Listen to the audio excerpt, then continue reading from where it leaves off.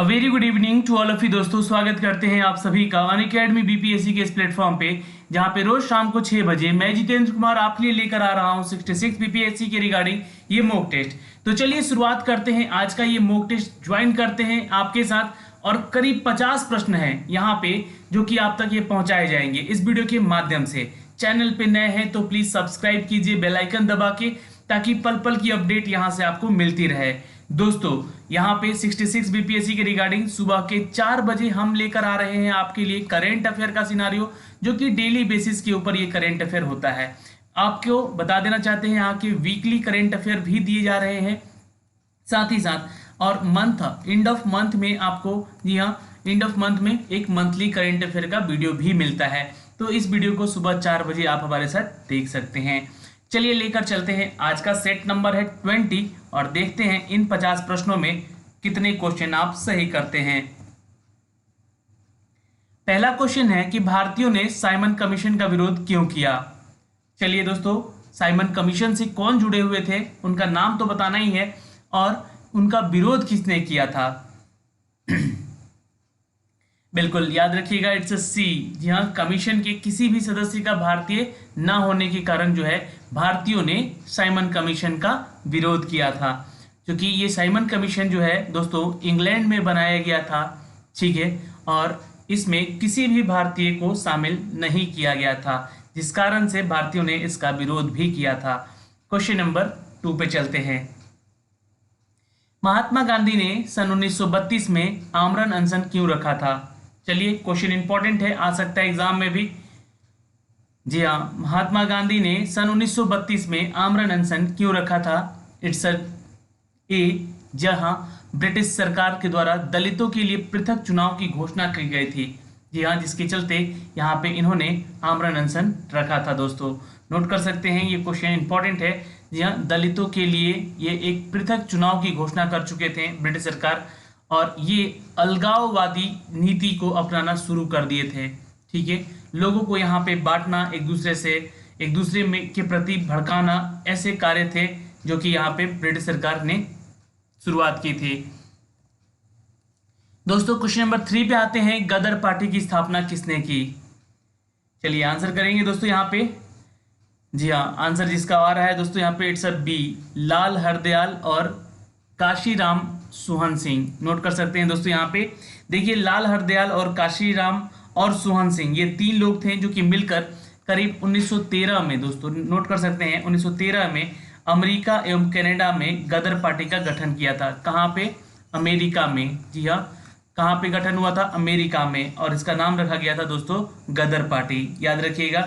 और यहाँ पे विद्रोह भी किए गए थे, ठीक है, सरदार अजीत सिंह ने इसके सक्रिय सदस्य भी थे। ठीक है, कौन, सरदार अजीत सिंह, ठीक है, नाम नोट कर लीजिएगा दोस्तों। ठीक है, सरदार अजीत सिंह इसके सक्रिय सदस्य थे, और बाद में पता चलने पर सरकार ने इसे भी दबा दिया था। किसने दबाया था, तो ब्रिटिश सरकार ने। चलिए क्वेश्चन नंबर चलते हैं दोस्तों यहाँ पे 4 पे। सन 1942 में कांग्रेस के किस अधिवेशन में भारत छोड़ो प्रस्ताव पारित किया गया था। नीचे कमेंट बॉक्स में अपने आंसर्स कमेंट करते रहिएगा। सन 1942 में कांग्रेस के किस अधिवेशन में भारत छोड़ो का प्रस्ताव पारित किया गया था। याद रखिएगा, इट्स अ बंबई अधिवेशन। ठीक है दोस्तों, कलकत्ता अधिवेशन के बारे में सबसे महत्वपूर्ण चीज है कि हमारा जो राष्ट्रीय गान है जन गण मन, ये सबसे पहले कलकत्ता अधिवेशन में ही गाया गया था।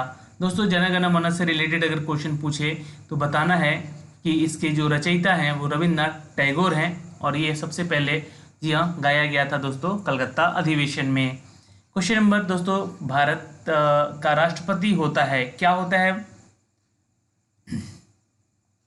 क्वेश्चन नंबर 5 का आंसर कीजिएगा फटाफट। यहाँ पे देखते हैं करीब 50 प्रश्न है, और वीडियो अच्छा लग रहा होगा तो एक लाइक और शेयर जरूर करिएगा यहाँ पे अपने दोस्तों के ग्रुप में। जी हाँ, भारत का राष्ट्रपति दोस्तों, जी हाँ, राज्य का संवैधानिक अध्यक्ष होता है। दोस्तों भारत का राष्ट्रपति भारत का प्रथम नागरिक भी होता है, ये आप याद रखेंगे। सबसे पहला नागरिक कौन है भारत का, तो राष्ट्रपति होता है। दूसरी चीजें दोस्तों, यहाँ पे अगर राष्ट्रपति के बारे में पूछे तो यहाँ पे ध्यान रखिएगा, इनका कार्यकाल 5 साल का होता है, ये भी आप याद रखिएगा। चलिए क्वेश्चन नंबर 6 पे चलते हैं। इनमें से कौन सी भारत के राष्ट्रपति के पद के लिए आवश्यक योग्यता नहीं है। चलिए आंसर करेंगे दोस्तों।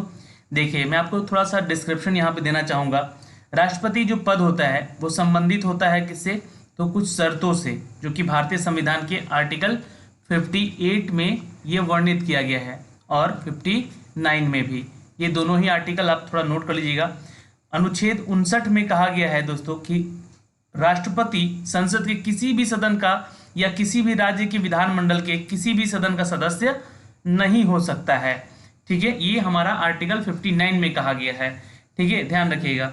और राष्ट्रपति संसद के किसी भी सदन या किसी भी राज्य के विधानमंडल का सदस्य तो नहीं हो सकता है यदि उपरांत इसके उपयुक्त सदनों में से किसी भी सदन का सदस्य राष्ट्रपति पद पर निर्वाचित हो जाता है तो राष्ट्रपति पद से धारण की तिथि से वह सदन की सदस्यता छोड़ सकता है या छोड़ देता है। ठीक है, सपोज मान लीजिए अभी हमारे राष्ट्रपति हैं रामनाथ कोविंद। ठीक है, याद रखिएगा। और ये इससे पहले जो है बिहार के राज्यपाल रह चुके थे। ठीक है, बिहार के राज्यपाल रह चुके थे। तो ये जो है अगर फिर से राज्यपाल की पोस्ट पे जाते हैं किसी भी राज्य के, है ना, नॉट ओनली बिहार, तो किसी भी राज्यपाल की नियुक्ति के रूप में जाते हैं, अगर इनको फिर से कार्यकाल दिया जाता है तो इनको अपना राष्ट्रपति का पद छोड़ना पड़ेगा। सिर्फ और सिर्फ एक पदेन अध्यक्ष होता है राष्ट्रपति का। ठीक है दोस्तों, याद रखिएगा। आंसर यहाँ पे क्या हो जाएगा, डी। वह संसद के किसी भी सदन का सदस्य हो सकता है कब, जब वो राष्ट्रपति नहीं है तब। ठीक है, यहाँ पे नहीं बोला गया है क्वेश्चन में, इसलिए ये आंसर डी हो जाएगा दोस्तों। ठीक है, चलिए क्वेश्चन नंबर चलते हैं 7 की तरफ। दोस्तों आंसर कीजिएगा। आपातकाल घोषणा संसद में अनुमोदन के लिए प्रस्तुत की जानी चाहिए। चलिए आंसर करेंगे दोस्तों। भारतीय संविधान अनुच्छेद आर्टिकल 352, मैंने आपको बहुत बार बताया है वैसे तो, है ना, 352 के तहत खंड 2 में, जी हाँ, भारतीय अनुसार, जी हाँ, भारत के संविधान के अनुसार राष्ट्रीय आपातकाल की घोषणा की सदन जो है द्वारा 1 महीने के अंदर और आर्टिकल 356 का उपयोग करके, यहाँ 356(3) का उपयोग करके यहाँ राष्ट्रपति शासन और संबंधी उद्घोषणा की जा सकती है और 2 महीने के अंदर अंदर स्वीकृत कर ली जानी चाहिए, क्योंकि 2 महीने तक ज़्यादा से ज़्यादा राष्ट्रपति शासन लागू किया जा सकता है। उसको बढ़ाया भी जा सकता है वैसे, है ना, लेकिन उसके अंदर इसको एक ऑर्डर है एक संविधान का कि कार्रवाई कर लेनी चाहिए। तो आंसर यहाँ पे आप कीजिएगा, इट्स ए, 1 महीने के अंदर अनुमोदन की प्रस्तुति की जानी चाहिए। ठीक है, चलिए क्वेश्चन नंबर दोस्तों देखेंगे 8। मंत्री परिषद क्या है? आंसर करेंगे दोस्तों यहाँ पे, इट्स अ सी। कैबिनेट से बड़ा निकाय है दोस्तों, सी इज द राइट आंसर। जी हाँ, मंत्री परिषद क्या है, तो कैबिनेट से एक बड़ा निकाय है। आंसर हमारा सी हो जाएगा। चलिए क्वेश्चन नंबर दोस्तों देखेंगे नेक्स्ट 9 पे चलते हैं।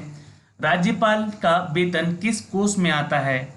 चलिए, राज्यपाल किसी भी राज्य का एक तरह से कह सकते हैं कि एडमिनिस्ट्रेटिव होता है ना, एडमिनिस्ट्रेटिव होता है, ये एक प्रशासनिक पद है हमारे राज्य का, किसी भी राज्य का। तो इसका वेतन दोस्तों कोष जो है भारत के संचित निधि से आता है। आंसर ए कर लीजिएगा। ठीक है, और हर राज्य का एक अलग राज्यपाल होता है। और राज्यपाल दोस्तों, अगर मान लीजिए जो भी राज्यपाल बिहार का राज्यपाल है तो क्या वो उत्तर प्रदेश का राज्यपाल बन सकता है?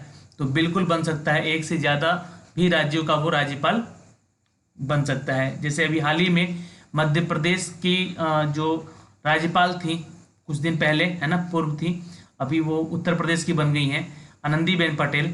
वो एक समय मध्य प्रदेश और छत्तीसगढ़ की राज्यपाल भी एक साथ थी। ठीक है, अगला क्वेश्चन देखेंगे, क्वेश्चन नंबर 10 पे चलते हैं। भारत का प्रधानमंत्री क्या होता है? बिल्कुल याद रखेंगे दोस्तों, इट्स ए, सत्ता दल का अध्यक्ष होता है।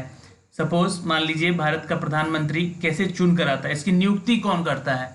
तो भारत का प्रधानमंत्री का जो नियुक्ति होता है दोस्तों वो राष्ट्रपति करता है, याद रखिएगा, है ना। लेकिन ये प्रधानमंत्री चुने कैसे जाते हैं? तो चुनाव के तहत चुने जाते हैं और जो भी इनका सत्ता दल होता है ना, जो भी इस दल से बिलोंग करते हैं, वो दल अपना एक प्रमुख नेता चुनता है जो कि उसका लीडर होता है, जो कि वो प्रधानमंत्री के लिए उसको आगे प्रेरित करते हैं, जो कि प्रधानमंत्री की नियुक्ति पे वो आगे रहते हैं। ठीक है, तो इनकी नियुक्ति कौन करवाता है? तो राष्ट्रपति करवाता है। अगला क्वेश्चन है, एक व्यक्ति क्या एक से अधिक राज्यों का राज्यपाल हो सकता है? ये क्वेश्चन आ ही गया, तो बिल्कुल यहाँ पे आंसर करेंगे ए, हाँ हो सकता है। ठीक है, ध्यान रखिएगा, आंसर ए हो जाएगा। क्वेश्चन नंबर 12 पे चलते हैं दोस्तों। सर्वोच्च न्यायालय किसे हटाने के लिए राष्ट्रपति को सिफारिश कर सकता है? चलिए 12 का आंसर कीजिएगा, बहुत इंपॉर्टेंट क्वेश्चन है। सर्वोच्च न्यायालय किसे हटाने के लिए राष्ट्रपति को सिफारिश कर सकता है? बिल्कुल आंसर करेंगे दोस्तों यहाँ पे, इट्स अ बी, संघ लोक सेवा आयोग के सभापति और दूसरे सदस्यों को। जी हाँ, सर्वोच्च न्यायालय हटाने की राष्ट्रपति से सिफारिश कर सकता है। जी हाँ, आंसर क्या करेंगे? बी। जी हाँ, नोट कर लेंगे। चलिए तो क्वेश्चन नंबर 12 का आंसर हो जाएगा बी। नेक्स्ट क्वेश्चन देखते हैं। भारत के न्यायिक पुनरीक्षण की शक्ति का प्रयोग किसके लिए किया जाता है? आंसर करेंगे दोस्तों न्यायिक पुनरीक्षण। देखिए आंसर कीजिएगा यहाँ पे जल्दी से। इसका प्रयोग किया जाता है दोस्तों, इट्स ए, केवल सर्वोच्च न्यायालय के द्वारा ये प्रयोग किया जा सकता है इस शक्ति का।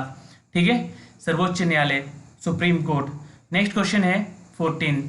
राज्यसभा में राज्यों को क्या प्राप्त है? आंसर करेंगे दोस्तों यहाँ पे क्वेश्चन नंबर 14 का। जी हाँ, राज्यसभा में राज्यों को जनसंख्या के आधार पर प्रतिनिधित्व का प्राप्ति है। जी हाँ, आंसर क्या करेंगे? बी कर लीजिएगा। राज्यसभा में राज्यों को क्या प्राप्त है? तो जनसंख्या के आधार पर प्रतिनिधित्व का प्राप्ति है। नेक्स्ट क्वेश्चन है 15। भारत का संविधान भारत को वर्णित करता है। आंसर कीजिएगा दोस्तों नीचे कमेंट बॉक्स में।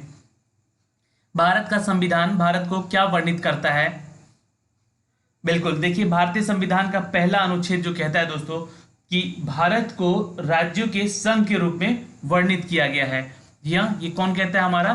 तो भारत का पहला अनुच्छेद आर्टिकल 1 जो है ये हमें कहता है। नोट कर सकते हैं, आंसर बी हो जाएगा कि राज्यों का संघ के रूप में निरूपण। B is the right answer. Question number 16 पे चलते हैं दोस्तों। यहाँ पे भारत में मंत्रिपरिषद के अधिकतर सदस्य के लिए जाते हैं। चलिए आंसर करेंगे दोस्तों क्वेश्चन नंबर 16 का। देखिए केंद्रीय मंत्रिपरिषद के रूप में दोस्तों अगर हम बात करें, मंत्रियों की जो पद होती है उसकी योग्यता में संसद के किसी भी सदन का सदस्य होना शामिल होना चाहिए। सबसे इंपॉर्टेंट लाइन है। जी हाँ, यहाँ पे लिख सकते हैं आप लोग, केंद्रीय मंत्रिपरिषद में मंत्रियों की जो पदगत है योग्यता में संसद के किसी भी सदन का सदस्य होना शामिल है, ना कि किसी सदन विशेष की सदस्यता। प्रधानमंत्री तक का भारत में राज्यसभा का सदस्य होते हैं, लेकिन चूंकि लोकसभा अधिक जनप्रतिनिधि का फॉलो करते हैं सदन में, इसलिए परंपरा यही रही है कि लोकसभा के अधिक मंत्री नियुक्त किए जाए। तो यहाँ से क्वेश्चन इंपॉर्टेंट बनता है ये। ठीक है, आंसर क्या करेंगे आप लोग? It's a A is the right answer, Lok Sabha से। नेक्स्ट क्वेश्चन पे चलते हैं, क्वेश्चन नंबर 17 पे। दोस्तों मंत्रिपरिषद के सदस्यों के सामूहिक उत्तराधित्व का अर्थ क्या है? चलिए आंसर करेंगे क्वेश्चन नंबर 17 का। थोड़ा सा इंपॉर्टेंट है क्वेश्चन, देखिए ये सभी, और आप लोग को आंसर करना होगा यहाँ पे। देखिए दोस्तों, आपको बता देना चाहते हैं मंत्रिपरिषद के सदस्यों के सामूहिक उत्तरदायित्व का अर्थ क्या है। तो आपको पता होना चाहिए कि भारतीय संविधान के आर्टिकल 75 में, यह 75 में, आर्टिकल 75 के तीसरे हिस्से में, ठीक है, आर्टिकल 75 के तीसरे हिस्से में ये वर्णित है दोस्तों कि मंत्रिपरिषद की सामूहिक उत्तरदायित्व का प्रावधान करता है। और उत्तरदायित्व है लोकसभा के प्रति वो क्या है? तो मंत्रिमंडल का यह सामूहिक बाध्यता है कि विधानमंडल में निर्वाचित सदन का विश्वास होते ही शीघ्र पद से त्याग देना चाहिए। ठीक है, तो आंसर यहाँ पे सी कर लीजिएगा, अपने अपने विभागों के संचालन के लिए तथा दूसरे विभागों के लिए उत्तरदायी होना। ठीक है, आंसर यहाँ पे सी हो जाएगा। क्वेश्चन नंबर 18 पे चलते हैं। संविधान के किस संशोधन में अंतर्गत निजी संपत्ति का अधिकार मौलिक अधिकारों की सूची में निकाल दिया गया है? चलिए, तो कौन से संशोधन में ऐसा किया गया भाई? निजी संपत्ति का अधिकार मौलिक अधिकारों की मौलिक अधिकारों की सूची से निकाल दिया गया है। तो ये है दोस्तों 44वां संशोधन। आंसर कीजिएगा सी। जी हाँ, 44वां संशोधन कब हुआ था दोस्तों? तो ये हुआ था दोस्तों 1978 में। ये क्वेश्चन पूछ सकता है, जिसमें कि निजी संपत्ति का अधिकार मौलिक अधिकारों की सूची से निकाल दिया गया और संपत्ति का अधिकार अब संविधान के आर्टिकल 300 में के क या ए कह सकते हैं, ठीक है, में इसको विहित रखा गया है अधिकार के रूप पे। ठीक है दोस्तों, याद रखिएगा। क्वेश्चन नंबर 19 पे, किस राज्य के साथ बिछुआ लोक नृत्य संबंधित है? चलिए क्वेश्चन का आंसर कीजिएगा। बिछुआ किस राज्य का लोक नृत्य है? बिल्कुल याद रखिएगा दोस्तों, इट्स ए असम। दोस्तों असम से क्वेश्चन है यहाँ पे, तो आप जल्दी से बताइए कि असम के सीएम का नाम क्या है? कल ही बताया था मैंने आपको। ये सारे चीजें नोट करते रहिएगा। सर्बानंद सोनोवाल, ठीक है, ये याद रखिएगा। और मैं आपको एक वीडियो दे चुका हूँ, थोड़ा उस पर ध्यान दीजिएगा, है ना, जिसमें कि मुख्यमंत्री, राज्यपाल और उसकी राजधानी। ओके, और यहाँ के राजधानी क्या है? चलिए ये बता दीजिए, यहाँ की राजधानी कहाँ है? असम की राजधानी दिसपुर होती है, ठीक है, ये लिख लीजिएगा। नेक्स्ट क्वेश्चन पे चलते हैं दोस्तों। लज्जा एक उपन्यास है, उसके लेखक कौन है? चलिए स्टैटिक जीके का ये क्वेश्चन है।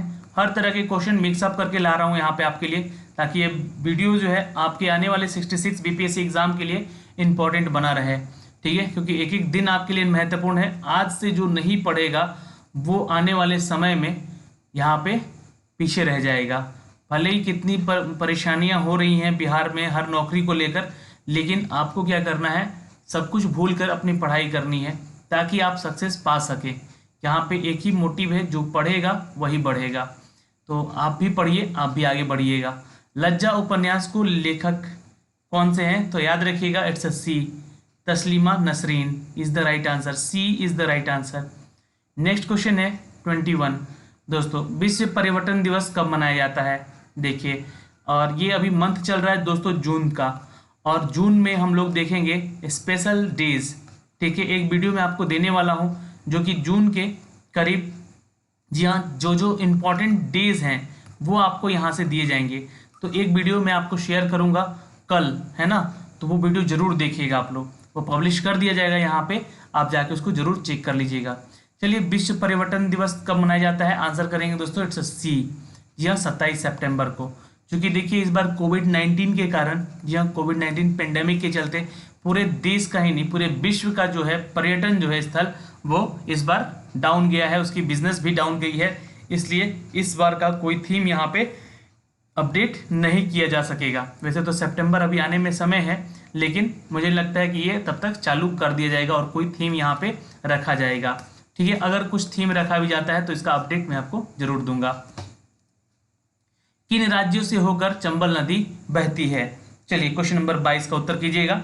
देखिए, चंबल नदी जो है दोस्तों, सबसे पहले तो आपको बता दें कि उत्तर प्रदेश से, जी हाँ, और मध्य प्रदेश से, जी हाँ, और राजस्थान से, ये आप नोट कर लीजिएगा, जी हाँ, राजस्थान से होकर गुजरती है दोस्तों, ठीक है, बहती भी है तीनों राज्यों में। तो आंसर क्या करेंगे? जी हाँ, इट्स अ ए, उत्तर प्रदेश, मध्य प्रदेश और राजस्थान। दोस्तों उत्तर प्रदेश की अगर हम बात करें तो यहाँ की राजधानी लखनऊ होती है, ये आप नोट कर सकते हैं। मध्य प्रदेश की बात करें तो यहाँ की राजधानी भोपाल होती है, और हम राजस्थान की बात करें तो यहाँ की राजधानी जयपुर होती है, ठीक है। राजस्थान के सीएम कौन है अभी? जल्दी से बताइए। अशोक गहलोत है यहाँ के सीएम, ठीक है, अशोक गहलोत, जो कि बीजेपी कांग्रेस की सरकार है यहाँ पे। मध्य प्रदेश के सीएम कौन है यहाँ पे? तो ये हैं दोस्तों शिवराज सिंह चौहान, यहाँ शिवराज सिंह चौहान, याद रख लीजिएगा। और उत्तर प्रदेश के तो योगी आदित्यनाथ, योगी आदित्यनाथ, ये आप याद रखिएगा। तो ये यूपी और एमपी में दोनों ही जगह बीजेपी की सरकार है अभी, बाकी राजस्थान में कांग्रेस की सरकार है। भूमि के चारों ओर बद्ध, है ना, भूमि बद्ध कह सकते हैं, लैंड लॉक्ड, कौन सा राज्य है? देखिए, गुजरात तो एक तरफ से समुद्र से घिरा हुआ है, तो ये आंसर गलत हो जाएगा। आंध्र प्रदेश का भी तटीय क्षेत्र है, तो ये भी आंसर गलत हो जाएगा। दोस्तों पश्चिम बंगाल भी यहाँ पे एक तट उसका जो है समुद्र से घिरा हुआ है, तो यहाँ पे आंसर करेंगे इट्स अ सी, बिहार, ठीक है। बिहार की राजधानी पटना होती है, ये ध्यान रखिएगा। यहाँ के मुख्यमंत्री कौन है? तो ये हैं दोस्तों श्री नीतीश कुमार, ठीक है, नोट कर लीजिएगा, यहाँ पे श्री नीतीश कुमार है यहाँ के मुख्यमंत्री। यहाँ के गवर्नर कौन है? गवर्नर का नाम याद रखिएगा, ये क्वेश्चन पूछ सकता है, फागू चौहान, ठीक है, नोट कर सकते हैं, ठीक है दोस्तों। चलिए नेक्स्ट क्वेश्चन पे चलते हैं। किस राज्य के साथ झारखंड की दामोदर घाटी परियोजना की साझेदारी हुई है? तो ये क्वेश्चन शायद एग्जाम में पूछा जा सकता है, इंपॉर्टेंट है और करेंट से भी ये थोड़ा, ठीक है। आंसर कीजिएगा दोस्तों, इट्स अ डी, पश्चिम बंगाल के साथ, ठीक है दोस्तों। पश्चिम बंगाल के साथ ये एक दामोदर घाटी परियोजना की साझेदारी हुई है, क्योंकि दामोदर घाटी जो है, दामोदर नदी जो है वो बंगाल का शोक भी कहा जाता है। ये क्वेश्चन अक्सर एग्जाम में पूछा गया है। ठीक है, अब इस नदी की घाटी परियोजना को यहाँ से और विकसित करके जितने भी पश्चिम बंगाल के खेतीहर क्षेत्र हैं, ठीक है, उनमें यहाँ पे जल को पहुँचाने का कार्य किया जा रहा है और एक बहुत बड़ी परियोजना है ये। ठीक है, जो कि पूरे पश्चिम बंगाल का जो उत्तरी भाग है वहाँ पे इसका सफल हो सकता है इस घाटी परियोजना के बनने के बाद।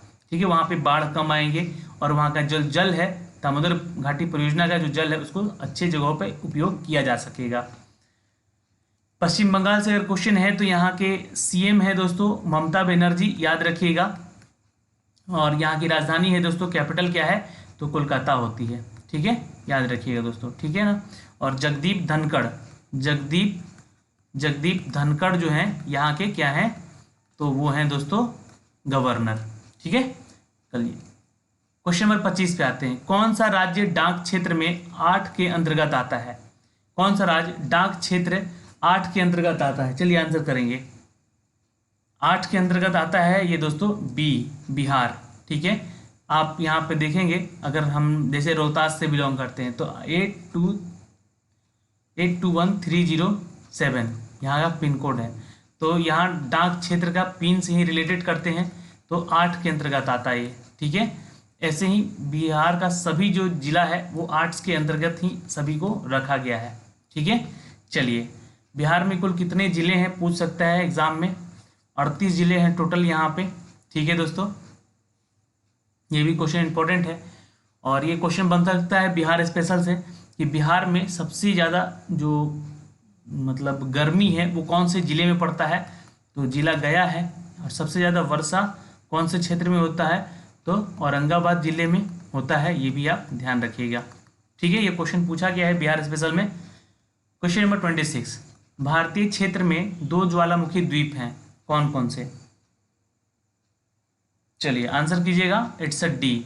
जी हाँ, नारकोंडम और बैरन जो कि ज्वालामुखी द्वीप हैं। ठीक है दोस्तों, क्वेश्चन नंबर 27, किस देश का मानक समय ग्रीनविच मध्य से कितने गुणक के अंतर में रहता है? किसी देश का है ना, किसी देश का मानक समय ग्रीनविच के मध्य समय से कितने गुणक के अंतर पर रहता है? ग्रीनविच कहाँ है तो याद रखिएगा दोस्तों, ग्रीनविच मध्य जो है इसके अनुसार ही हम लोग समय का निर्धारण करते हैं। ठीक है, तो ये कि हर किसी भी देश का मानक समय इससे दोस्तों 4 मिनट के, जी हाँ 4 मिनट के गुणक के अंतर पे रहता है। ठीक है, आंसर क्या करेंगे, इट्स डी। दोस्तों नोट कर लीजिएगा, 2 क्रमिक देशांतरों के बीच या समय अंतराल को 4 मिनट कहते हैं। ठीक है, इसे हम लोग ग्रीनविच समय अवधि भी कहते हैं। क्वेश्चन नंबर 28, किस राज्य में सड़कों की सर्वाधिक लंबाई है? ये क्वेश्चन पूछा गया है एग्जाम में, इसलिए आंसर जरूर दीजिएगा इसका। किस राज्य में सबसे अधिक यानी कि सर्वाधिक लंबाई है सड़कों की? जी हाँ दोस्तों, बी, उत्तर प्रदेश। जाहिर सी बात है, जो क्षेत्र जो राज्य सबसे बड़ा होगा उसमें जो हाईवे होंगे वो लंबे ही होंगे। ठीक है दोस्तों, आंसर कीजिएगा उत्तर प्रदेश। उत्तर प्रदेश के बारे में अभी मैंने आपको सारा अपडेट दिया है, याद रखिएगा, ध्यान रखेंगे। चलिए क्वेश्चन नंबर 29, भारत का एक राज्य जिसे कर्क रेखा 2 भागों में नहीं बांटती है। चलिए ये आंसर कीजिएगा, नहीं बोल दिया गया यहाँ पे, थोड़ा सा ध्यान देंगे। भारत का एक राज्य जिसे कर्क रेखा 2 भागों में नहीं बांटती है। आंसर करेंगे दोस्तों, इट्स अ ए। जी हाँ, it's a A, Odisha is the right answer. जी हाँ, नोट कर लेंगे, इट्स अ ए, ओडिशा। चलिए आंसर जरूर कीजिएगा यहाँ पे। अगला क्वेश्चन देखते हैं दोस्तों, उड़ीसा से अगर क्वेश्चन है तो यहाँ पे थोड़ा ध्यान दीजिएगा। इसकी राजधानी कहाँ होती है तो भुवनेश्वर होती है। ठीक है, ये सारी चीज़ें मैं आपको इसलिए बता रहा हूँ कि देखिए बाद में ना ये सारी चीज़ें एक एक नंबर में कहीं पूछ लिया जाए आपसे तो कहीं छोड़िएगा मत, क्योंकि देखिए पूरा एग्जाम जो है ना 150 नंबर का होता है प्रीलिम्स आपका। ठीक है, और ये हर क्वेश्चन का जो पैटर्न होता है वो 1 नंबर का होता है, 1 नंबर का एक क्वेश्चन होता है, पूरे टोटल 150 मार्क्स होते हैं। तो अगर ये इतना इजी क्वेश्चन भी पूछ लिया जाता है कभी कभी, राज्य के राज्यपाल, मुख्यमंत्री वगैरह वगैरह। ठीक है, तो यहाँ के गणेशी लाल हैं दोस्तों, कौन तो गणेशी लाल है यहाँ के गवर्नर। ठीक है, ये भी आप ध्यान रखिएगा। और चीफ मिनिस्टर कौन है उड़ीसा के तो नवीन पटनायक हैं। ठीक है, चलिए याद रखिएगा। नेक्स्ट क्वेश्चन पे चलते हैं। 30, सूर्य और पृथ्वी के मध्य न्यूनतम दूरी रहती है किस तारीख को? देखिए, सूर्य और पृथ्वी के बीच की न्यूनतम दूरी दोस्तों, जिसे हम लोग पेरीहीलियन कहते हैं। क्या कहते हैं इसको? पेरीहीलियन। नोट कर सकते हैं। जी हाँ, पेरी इट्स अ हेलियन।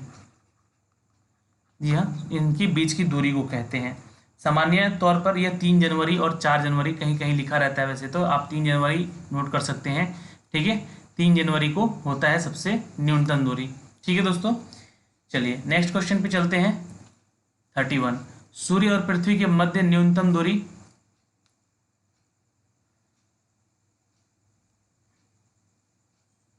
सूर्य और पृथ्वी के बीच में ये अधिकतम होगा दोस्तों। यहाँ पे देखिए, काट लीजिएगा। ठीक है, यहाँ पे न्यूनतम लिख दिया गया है, मैं इसको सुधार दूंगा, है ना, पीपीटी में। अधिकतम दूरी कब होती है? न्यूनतम तो बताया मैंने आपको 3 जनवरी। ठीक है, और अधिकतम होती है दोस्तों 4 जुलाई को। ठीक है, नोट कर सकते हैं यहाँ पे आंसर, इट्स 4 जुलाई। सबसे अधिकतम दूरी उसी दिन होती है। इसको हम लोग क्या कहते हैं? तो इसको कहते हैं दोस्तों एपी हेलियन। ठीक है, इसको एपी हेलियन कहते हैं इसकी दूरी को। ठीक है दोस्तों, 4 जुलाई। नेक्स्ट क्वेश्चन है, प्रसिद्ध चीनी रथ यात्री फाहियान ने किसके शासन काल में भारत की यात्रा की? 32 का आंसर करिएगा दोस्तों यहाँ पे। बिल्कुल आंसर करेंगे 32 का, इट्स बी, चंद्रगुप्त द्वितीय के काल में। ठीक है, फाहियान जो है एक चीनी यात्री थे दोस्तों। चीन से अगर संबंधित है तो देखिए, चीन के द्वारा फैलाया गया एक कोविड-19 पेंडेमिक जो कि 2020 में पूरे विश्व को संक्रमित कर चुका है।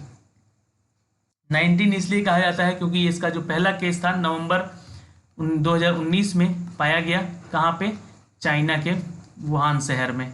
ठीक है, कोविड का फुल फॉर्म पूछे तो कोरोना वायरस डिजीज।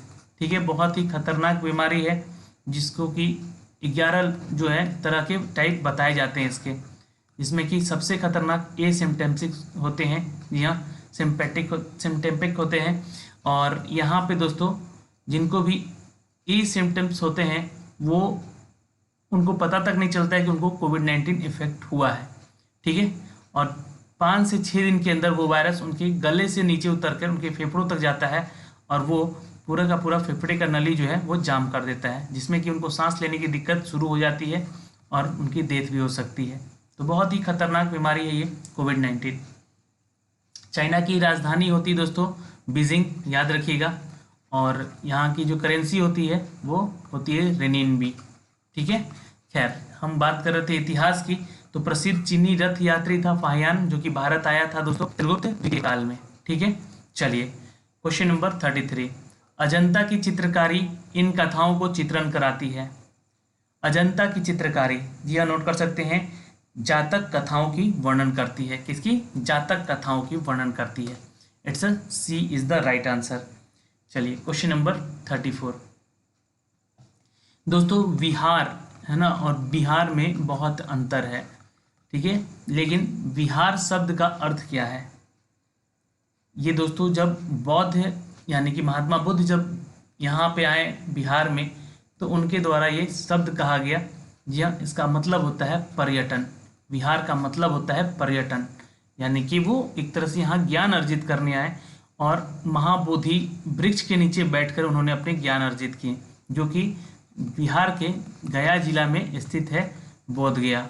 ठीक है, अब बोध गया के नाम से वो जगह जाना जाता है। और वहाँ पे एक वृक्ष है, बहुत ही बड़ा विशाल वृक्ष है और पुराना है ये वृक्ष, जो कि एक पीपल का वृक्ष है दोस्तों। ठीक है, और बिहार से ये बना बिहार। ठीक है, जिसका अर्थ होता है पर्यटन। अब जबकि बिहार में पर्यटन नाम से बहुत ही चीज़ें कम रह गई हैं। क्वेश्चन नंबर 35 पे चलते हैं। सिंधु घाटी सभ्यता के लोग पूजा करते हैं दोस्तों। चलिए आंसर कीजिएगा 35 पे। यहाँ पे बिल्कुल आंसर करेंगे दोस्तों यहाँ पे, इट्स ए। जी हाँ, इंद्र और वरुण की पूजा करते हैं। नोट कर लीजिएगा, सिंधु घाटी सभ्यता के लोग किसकी पूजा करते थे? तो इंद्र और वरुण की पूजा किया करते थे दोस्तों। ठीक है, चलिए सिंधु घाटी सभ्यता के बारे में बहुत सारे क्वेश्चन आपको मैंने बताए भी हैं, है ना, एक एक करके वो सारे वीडियोस देखिएगा लगातार। क्वेश्चन नंबर 36, हर्यक नरेश बिंबिसार की राजधानी कहाँ है? हर्यक नरेश बिंबिसार। देखिए बिंबिसार बहुत ही प्रभावी शक्तिशाली एक राजा हुआ करते थे। जी हाँ, आंसर कीजिएगा। राजगीर हुआ करती थी इनकी राजधानी। जी हाँ, जो कि गिरिव्रज के नाम से भी जानी जाती थी, और ये आज के क्षेत्र में बिहार में ही स्थित है। चलिए नेक्स्ट क्वेश्चन है 37। भारत में प्रथम सिक्के कहाँ चलन में लाए गए थे? चलिए क्वेश्चन नंबर 37 का आंसर कीजिएगा दोस्तों यहाँ पे। बिल्कुल उत्तर कीजिएगा, इट्स अ डी। बिहार और पूर्वी उत्तर प्रदेश में सबसे पहले सिक्के का चलन यहीं चला था। अगर हम बात करें दोस्तों शेरशाह सूरी की, तो उनके द्वारा चलाई गई सिक्के कौन से थे? ठीक है, नीचे कमेंट बॉक्स में कमेंट जरूर कीजिएगा। ये आज का एक टास्क सवाल है आपके लिए। ठीक है, और इसका नाम क्या था एक्चुअली जो सिक्के चलाए थे? तो तांबा और सोना का सिक्का दोनों चलाया था इन्होंने। ठीक है, टक्का कहते थे ये लोग। और टक्का जो है आजकल जो है बांग्लादेश का क्या है दोस्तों? बांग्लादेश का करेंसी का नाम है। ठीक है, याद रखिएगा। Question number 38। यस, हर्ष ने अपनी राजधानी परिवर्तित की, कहाँ से कहाँ की थी? जी हाँ, हर्षवर्धन ने अपनी राजधानी जी हाँ ए थानेश्वर से कन्नौज किया था। नोट कर सकते हैं, इंपॉर्टेंट है ये क्वेश्चन, आ चुका है बीपीएससी में भी। तो हर्षवर्धन यानी कि हर्ष ने अपनी राजधानी परिवर्तित की थी थानेश्वर से कन्नौज की तरफ। किस वर्ष को भारत में आर्थिक सुधारों की प्रक्रिया का आरंभ काल माना जाता है? चलिए दोस्तों आंसर करेंगे यहाँ पे नीचे कमेंट बॉक्स में। किस वर्ष को भारत में आर्थिक सुधारों का प्रक्रिया का आरंभ काल माना जाता है? आंसर करेंगे दोस्तों, इट्स अ सी। जी हाँ, 1991 में। ठीक है, C is the right answer, note कर सकते हैं। चलिए क्वेश्चन नंबर 40। भारतीय प्रायद्वीपों का कौन सा शहर 8 डिग्री अक्षांश से निकटतम पे है? फटाफट आंसर करेंगे यहाँ पे नीचे कमेंट बॉक्स में। भारतीय प्रायद्वीपों की कौन सा शहर 8 डिग्री देशांतर अक्षांश में निकटतम पे है? याद रखिएगा, it's a C, Kanyakumari is the right answer. दोस्तों कन्याकुमारी हमारे देश का अंतिम राज्य का क्षेत्र है कन्याकुमारी। ठीक है, लेकिन एक सवाल पूछा जाता है कि दक्षिणी बिंदु कौन सा है? तो ये एक स्तंभ है दोस्तों, लाइट स्तंभ है। ठीक है, एक तरह का लाइट स्तंभ है, जो कि इसका नाम है इंदिरा पॉइंट। ठीक है, ये अंडमान निकोबार के राज्य में आता है दोस्तों। ठीक है, क्षेत्र में इंदिरा पॉइंट। ठीक है, याद रखिएगा। Question number 41। इनमें से कौन सी मिश्र धातु नहीं है? इनमें से कौन मिश्र धातु नहीं है? चलिए 41 का आंसर करेंगे। देखिए जिंक यानी कि जस्ता जिसको हम लोग कहते हैं, वो एक धातु है, वो मिश्र धातु नहीं है। जबकि इस्पात, पीतल, कांस ये सारे मिश्र धातु हैं, जिनके अवयव के प्रकार हैं। जैसे कि इस्पात का जो प्रकार है दोस्तों वो लोहा और कार्बन का होता है। पीतल जो है दोस्तों आपका तांबा और जस्ते का होता है। और कांस जो होता है वो तांबा और टीन का होता है। ठीक है, ये आप ध्यान रखेंगे। लेकिन जिंक एक सिर्फ धातु है। ठीक है, चलिए क्वेश्चन नंबर 42 पे चलते हैं। इनमें से किसमें प्रोटीन सर्वाधिक होता है? 42 का आंसर कीजिएगा। सबसे ज्यादा प्रोटीन पाया जाता है दोस्तों, इट्स अ मूंगफली। ठीक है दोस्तों, आंसर क्या करेंगे? मूंगफली में सबसे ज्यादा प्रोटीन पाया जाता है। तो ये साइंस के सारे प्रश्न हैं, करीब 10 प्रश्न यहाँ पे मिलेंगे साइंस से लगभग। ठीक है, आंसर कीजिएगा, it's a C. Next question है, इनमें से कौन सा प्राचीन प्राणी है? बिल्कुल, प्राचीन प्राणी की बात करें तो सबसे है दोस्तों बैक्टीरिया, जिससे हम लोग सबसे प्राचीन प्राणियों की श्रेणी में रखते हैं। चलिए क्वेश्चन नंबर 44। दोस्तों नमक मिलाने के खाद्य पदार्थों का संरक्षण होता है क्योंकि यह, जल्दी से आंसर करेंगे, नमक मिलाने से खाद्य पदार्थों का संरक्षण होता है यानी कि बचाव होता है उनका। ठीक है, जी हाँ, क्योंकि यह दोस्तों आंसर कीजिएगा सी, कोसों से पानी खींच लेता है, और जिसके चलते ये चीज़ें शुद्ध बनी रहती हैं और ज़्यादा दिन तक टिकी रहती हैं। मरुस्थल के पौधों के लिए अधिक संभावना है कि, चलिए ये क्वेश्चन पूछा गया है बीपीएसएससी में ही, बिहार दरोगा में। ठीक है, आंसर कीजिएगा, इट्स अ सी। जी हाँ, उनकी पत्तियां छोटी हों। ठीक है, मरुस्थल के पौधे की पत्तियां देखते होंगे ज़्यादातर छोटी होती हैं और कटीली भी होती हैं। ठीक है दोस्तों, चलिए क्वेश्चन नंबर 46। इनमें से कौन सा कृत्रिम रेशा है? कृत्रिम रेशा है यानी कि यहाँ पे बनाया हुआ रेशा है। ठीक है, तो आंसर कीजिएगा दोस्तों, इट्स अ बी, नाइलॉन। ठीक है, क्या करेंगे आंसर यहाँ पे, नाइलॉन को बनाया जाता है दोस्तों। बाकी ऊन जो है डायरेक्ट आप भेड़ों से निकालते हैं, रुई की भी खेती होती है, रेशम की भी खेती होती है। ठीक है, तो ये प्राकृतिक है, ये यहाँ पे क्या है तो बनाया गया है दोस्तों इसको। ठीक है ना, नोट कर सकते हैं। चलिए क्वेश्चन नंबर देखेंगे 47। इनमें से कौन न्यूनतम अभिक्रियाशील है। देखिए अगर हम बात करें यहाँ पे Cu यानी कि कॉपर की, तांबे की, है ना, तो शेष तीनों में से कम अभिक्रियाशील है ये। बाकी लोहा, सोडियम, एल्युमिनियम ये बहुत तेज अभिक्रियाशील करते हैं अपने सुचालकों के साथ। ठीक है, कॉपर जो है ये कम अभिक्रियाशील है। ओके, आंसर सी हो जाएगा यहाँ पे, बिल्कुल। 48 पे चलते हैं। इनमें से कौन उर्वरक नहीं है, नहीं बोल दिया गया है, ध्यान दीजिएगा। तो देखिए DDT जो है दोस्तों एक कीटनाशक है, जबकि शेष तीन जो है वो उर्वरक हैं।